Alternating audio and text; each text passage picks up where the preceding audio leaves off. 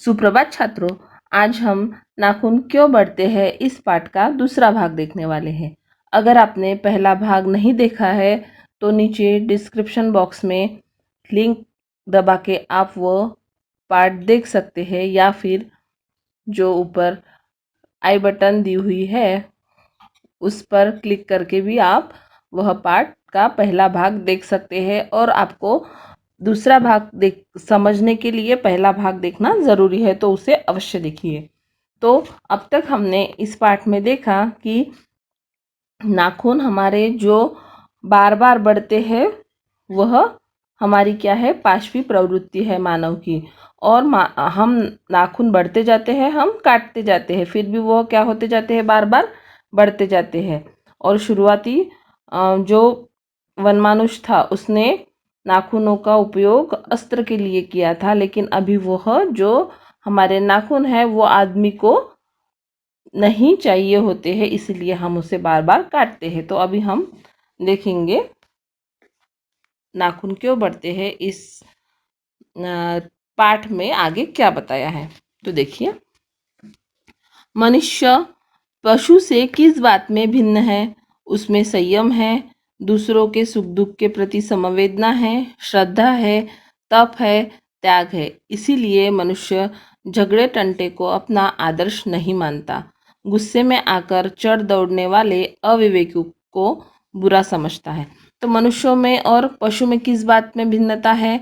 पशु में संयम नहीं है, किसी के प्रति त्याग की भावना नहीं है, तप नहीं है, लेकिन मनुष्य में ये सभी गुण है। मनुष्य में संयम मतलब वह संयम रखता है, दूसरों के प्रति अगर किसी को दुख होता है तो हमें भी दुख होता है, किसी के खुशी में हम सहभागी होते हैं।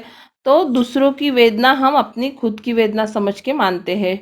वह हर एक बात पे श्रद्धा रखता है, तप करता है, त्याग करता है, मतलब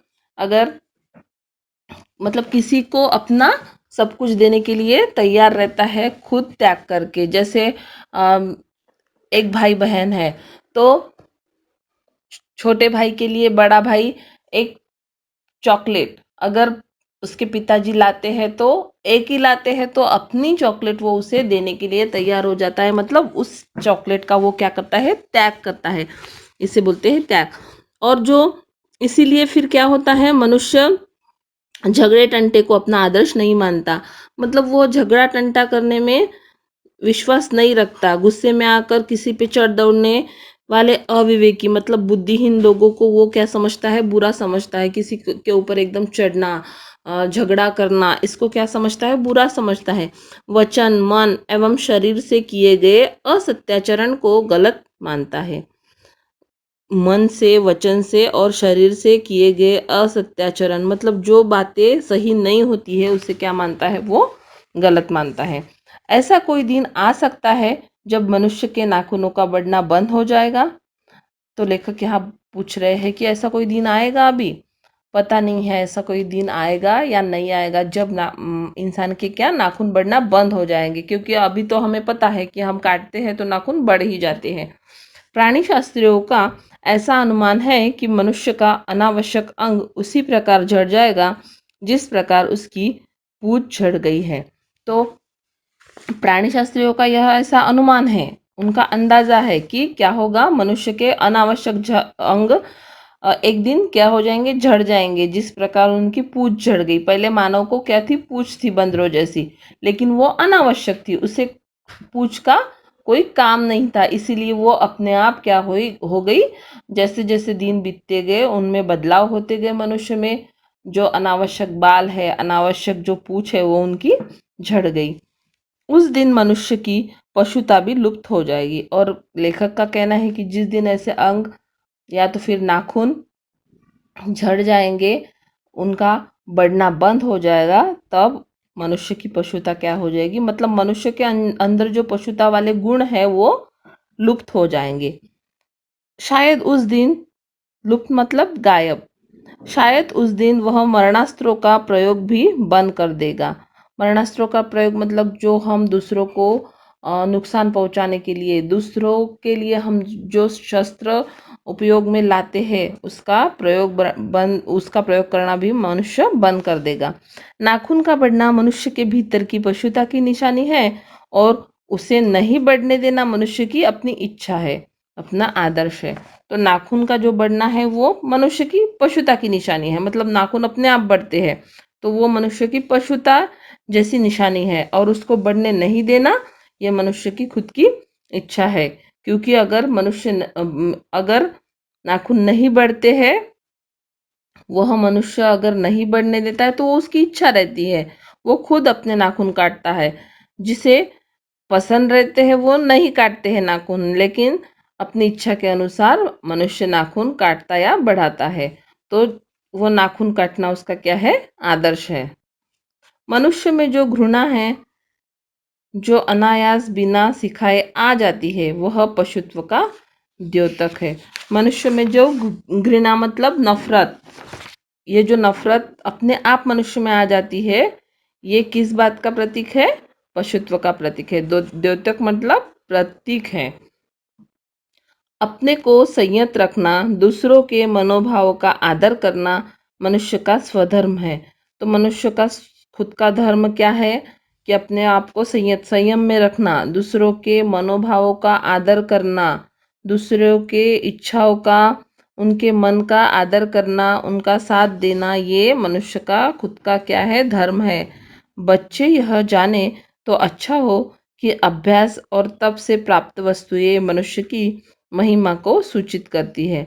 और बच्चे अगर ये बात जान ले तो क्या हो जाएगा, हमारे लिए सभी के लिए अच्छा हो जाएगा कि अभ्यास और तप से प्राप्त वस्तुएं मनुष्य की महिमा को क्या करती है, सूचित करती हैं।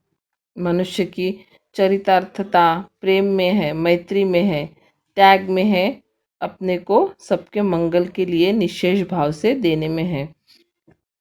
और मनुष्य की चरितार्थता मतलब मनुष्य की सार्थकता किन किन चीज़ों में है, मैत्री में है, त्याग करने में है, अपने को सबके मंगल के लिए निशेष भाव से देने में है। मतलब सबका मंगल हो, सभी का अच्छा हो, यह भाव हमें सबके प्रति क्या है, रखना है। नाखूनों का बढ़ना मनुष्य की उस अंध सहजात वृत्ति का परिणाम है जो उसके जीवन में सफलता ले आना चाहती है। और ये जो हमारे सहज नाखून बढ़ जाते हैं, वह क्या है, उस अंध सहजात वृत्ति का परिणाम है जो उसके जीवन में सफलता ले आना चाहती है। उसको काट देना उस स्वनिर्धारित आत्मबंधन का फल है जो उसे चरितार्थता की ओर ले जाती है। और हम नाखून अगर काट देते हैं तो स्वनिर्धारित, जो उसने खुद निर्धारित की हुई है, आत्मबंधन का फल है जो उसे चरितार्थता मतलब सार्थकता की ओर ले जाती है। नाखून बढ़ते हैं तो बढ़े, मनुष्य उन्हें बढ़ने नहीं देगा। आखिर में लेखक कह रहे हैं कि नाखून अगर बढ़ते हैं तो बढ़े, वो तो बढ़ते ही रहेंगे क्योंकि वो उसकी सहज मतलब अ, अनायास प्रवृत्ति है, अपने आप वो बढ़ते हैं। लेकिन मनुष्य उन्हें बढ़ने नहीं देगा, हम उन्हें हमेशा काटते रहेंगे। मतलब उसी तरह हम हमारे अंदर जो पाशवी गुण है उसे भी हम क्या करेंगे, कम कम करते जाएंगे और मनुष्यता की ओर बढ़ते जाएंगे। लोग हिंसा नहीं करेंगे तो लोगों के अंदर मनुष्यता आएगी, नहीं तो क्या होगी, पशुता उनके अंदर हमेशा रहेगी। इसीलिए नाखून तो हमेशा बढ़ते ही रहेंगे, लेकिन पाशवी वृत्ति तो हम मनुष्य के अंदर हमेशा विचार वह आते ही रहेंगे, लेकिन हमें क्या करना है, उन्हें काटना है। मतलब हमारे अंदर के जो खराब गुण हैं उन्हें भी हमें काटना है। इस प्रकार लेखक ने यहाँ नाखून क्यों बढ़ते हैं यह पाठ हमें समझाया है। अभी हम यही रुकते हैं। धन्यवाद।